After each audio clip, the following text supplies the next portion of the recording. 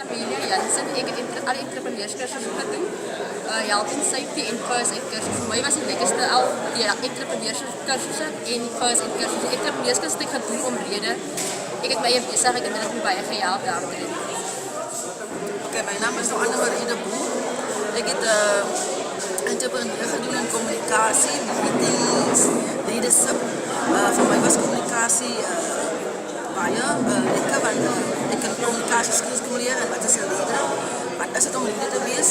Rede hoekom ek wil besig my eie besigheid op te stig. Ek is Hailey Vreinders. Ek het die entrepreneurskursus die first aid en die health and safety gedoen.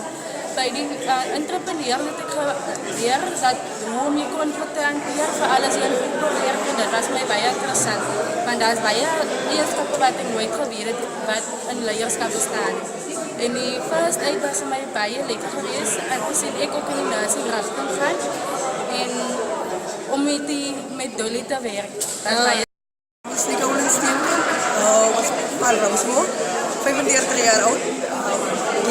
Wat voor mij die lekkerste geweest is, maar de koers van die cursus was actually alles geweest. Ik heb alles gehouden, maar meer belangrijker die entrepreneurschap heb ik baie geniet. En die meetingprocessen, alles wat onder eigen vallen, dat is binnen meer bezig.